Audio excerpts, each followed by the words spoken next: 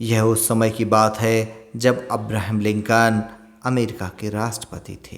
एक व्यक्ति आजीवन कारावास की सजा भुगत रहा था। जेल में 10 वर्ष शांति और प्रेम से बिताने के बाद उसने भविष्य में एक अच्छे नागरिक का जीवन बिताने के उद्देश्य से राष्ट्रपति को शेष सजा माफ किए जाने का प्रार्थना पत्र भेजा।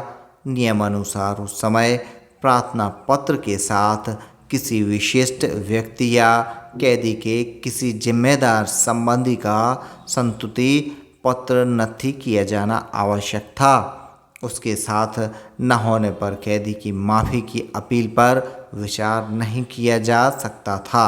उस व्यक्ति ने अपने प्रार्थना पत्र में अपनी योग्यता, प्रतिभा और कार्य का विवरण भी भेजा था। उसे पढ़कर लिंकन बेहद प्रभावित हुए और उन्होंने उस कैदी की सज़ा माफ़ किए जाने पर गंभीरता से विचार किया। यह देखकर उनके कानूनी सलाहकार ने कहा, सर, यह कैदी के प्रार्थना पत्र के साथ किसी विशिष्ट व्यक्ति या संबंधी का संस्तुति पत्र संलग्न नहीं है। नियमों के अनुसार इस कैदी की सज़ा माफ़ किए जाने पर विचार नहीं किया जा सकता।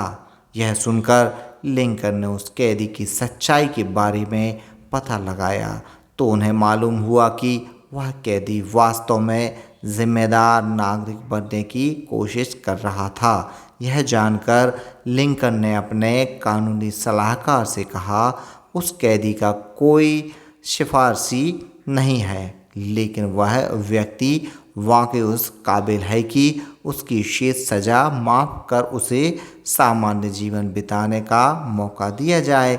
इसलिए मैं उस व्यक्ति का संस्तुति पत्र लिखता हूँ।